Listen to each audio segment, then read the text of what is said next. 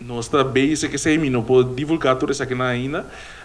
pero nós está basic com para durante e ainda durante 2022 nós lançamos tem diferentes coisas que também acerca também não somente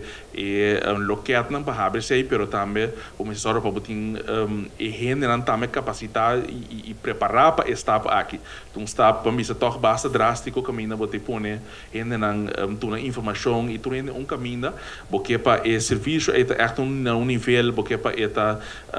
echt para ajuda gente não bom servicial dus eta toma tempo para nos assegurar é parte de training também de gente não que tem que tomar lugar onde cune dus isso é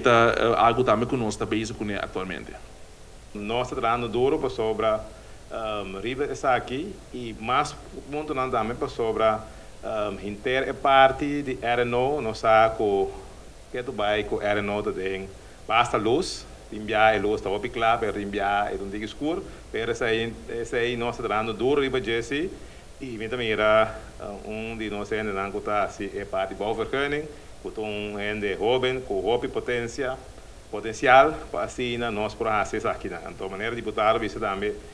de princípio a ideia está para poder estimular o rende para poder trabalhar e website pero se ainda chega é também serviço também então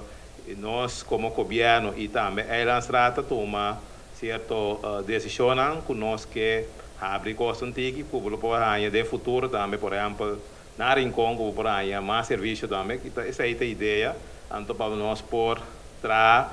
riba é donamento de serviço de governo sobre nós estou com essa aí nota é de mais milhão tem no momento aqui pero é projeto aqui me quer que nós vai dar está grande para o futuro para assim melhorar o serviço na comunidade sobre essa aí é parte principal que nós como governo está focus riba com esse serviço na burger tu mas virá a